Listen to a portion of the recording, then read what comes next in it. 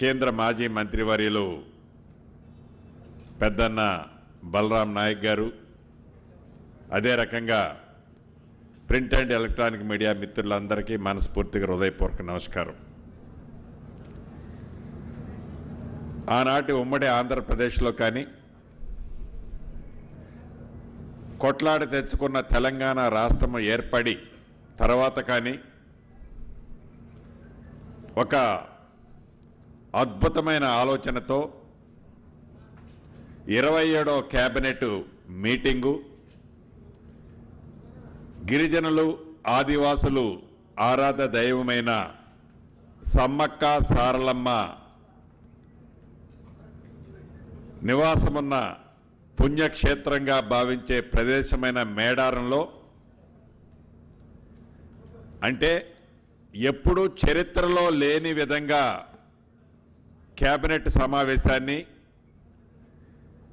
స్థానిక శాసనసభ్యురాలు సహచర మంత్రివర్యురాలు సీతక్క గారి చొరవతో గౌరవ ముఖ్యమంత్రి గారు, కేబినెట్ మంత్రులు అంతా ఏక అభిప్రాయంతో అద్భుతంగా సుదీర్ఘంగా గౌరవ ముఖ్యమంత్రి రేవంత్ రెడ్డి గారి నాయకత్వంలో కేబినెట్ సమావేశం జరిగింది. దీంట్లో అనేక అంశాలు చర్చించుకోవటం జరిగింది. సుమారు ప్రభుత్వానికి సంబంధించిన 14 ప్రాంతాలలో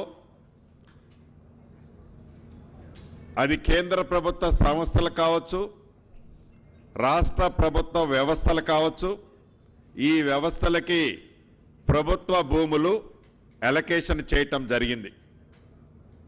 రాష్ట్ర కేబినెట్ ఆమోదించడం జరిగింది. వీటిలో స్టేట్ బ్యాంక్ ఆఫ్ ఇండియాకి సంబంధించిన అది నల్గొండలో కట్టే వారి కార్పొరేట్ ఆఫీస్ కావచ్చు, మహబూబాబాద్లో కట్టే మహబూబ్ నగర్లో కట్టే మరొక కార్పొరేట్ ఆఫీస్ కావచ్చు, వాటికి సంబంధించి ఇచ్చిన స్థలాలు మార్కెట్ వాల్యూ ప్రకారం ఒక దగ్గర ఒక 20 కుంటలు, ఒక దగ్గర ఒక 17 కుంటలు రాష్ట్ర కేబినెట్ ఆమోదించడం జరిగింది.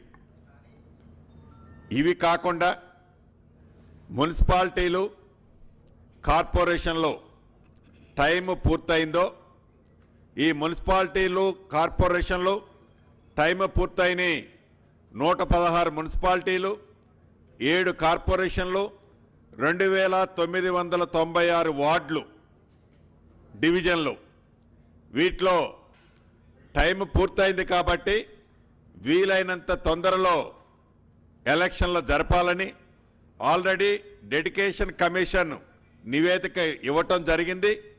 దాని ప్రకారం 2 రోజుల క్రితం రిజర్వేషన్లు కూడా ఫైనలైజేషన్ చేయటం జరిగింది.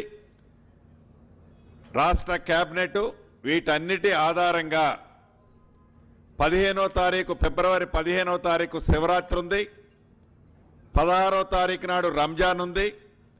వీలైనంత మళ్ళీ ఆ తర్వాత పిల్లలకి ఎగ్జామ్స్ ఇతరత్రా ఉంటాయి కాబట్టి వీలైనంత తొందరలో ఎలక్షన్లు జరపాలని ఈరోజు ఏకగ్రీవంగా రాష్ట్ర కేబినెట్ ఆమోదించడం జరిగింది.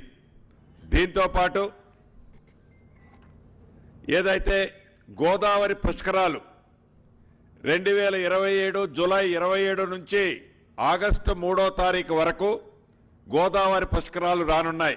అంటే వచ్చే సంవత్సరం జూలై 27వ తారీఖు ఈ గోదావరి పుష్కరాలని ఇప్పటి నుంచే ఒక మంచి ప్లాన్తో అద్భుతంగా పురాతనమైన ప్రసిద్ధ టెంపుల్స్ ఉన్నాయో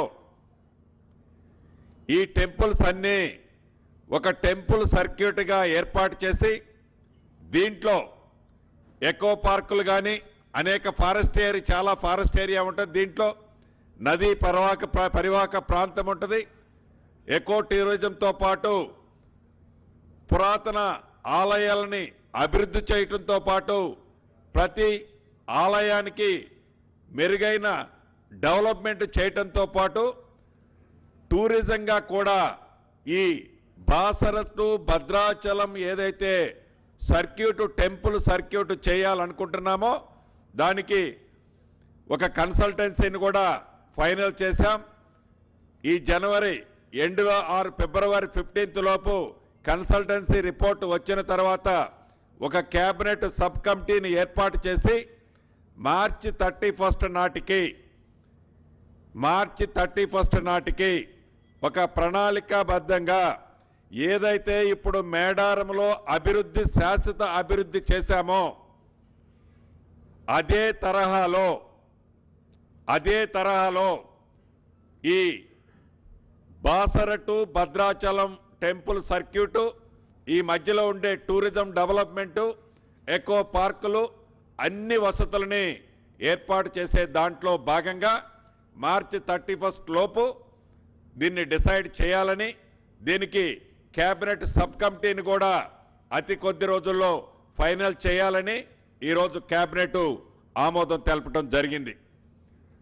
దీంతో పాటు హైదరాబాద్ మెట్రో, ఈ ప్రభుత్వానికి ఒక చిత్తశుద్ధి ఉంది. గ్రామీణ ప్రాంతంలో మెరుగైన రోడ్ల కోసం ఎలా అయితే ప్రణాళిక, అది R&B కావచ్చు, పంచాయతీరాజ్ కావచ్చు, ఎలా అయితే ఒక ప్రణాళిక చేతి చిత్తశుద్ధితో ఇరువురు మంత్రులు సమక్షంలో ఒక ప్రణాళిక తయారు చేశామో అదే పద్ధతిలో పట్టణవాసులైన హైదరాబాద్ మెట్రో సంబంధించిన విషయంలో కూడా ఫేజ్ 1కు సంబంధించిన అంశాన్ని L&T దగ్గర నుంచి టేక్ ఓవర్ చేసే విషయంలో చాలా క్షుణ్ణంగా డిస్కస్ చేశాము. ఫర్దర్ ఇన్ఫర్మేషన్ కోసము నెక్స్ట్ కేబినెట్కి మళ్ళీ ఆ ఫైల్ సర్క్యులేట్ చేయాలని అధికారుల్ని ఈ కేబినెట్లో ఆదేశించడం జరిగింది. దీంతో పాటు ఫేజ్ 2A, ఫేజ్ 2B, ఈ ఫేజ్ 2A, ఫేజ్ 2Bకి సంబంధించిన ల్యాండ్ ఎక్విజిషన్ కూడా చాలా టైం టేకింగ్ కాబట్టి ఈ ల్యాండ్ ఎక్విజిషన్ చేసే అంశాన్ని ఈరోజు కేబినెట్ ఆమోదం తెలిపిందని చెప్పడానికి సంతోషిస్తున్నాను. దీనికి సుమారు 2,787 కోట్ల రూపాయలు 2,787 కోట్ల రూపాయలు ఈ ఫేజ్ 2A, ఫేజ్ 2B హైదరాబాద్లో ఏ మెట్రో రైలునైతే ఎక్స్టెన్షన్ చేయాలని అనుకుంటున్నామో కేంద్ర ప్రభుత్వం ఏదైతే కొర్రీలు పెట్టిందో ఆ కొర్రీలన్నిటినీ పరిష్కరిస్తూనే ఈ ఎక్స్టెన్షన్కి సంబంధించిన లైన్ ఎక్స్టెన్షన్కి కావలసిన భూసేకరణని యుద్ధ ప్రాతిపదిక మీద చేపట్టడం కోసం రాష్ట్ర కేబినెట్ ఆమోదం తెలుపుతూ ఆర్థిక పరంగా 2,787 కోట్ల రూపాయలకు ఆమోదం తెలపడం జరిగింది.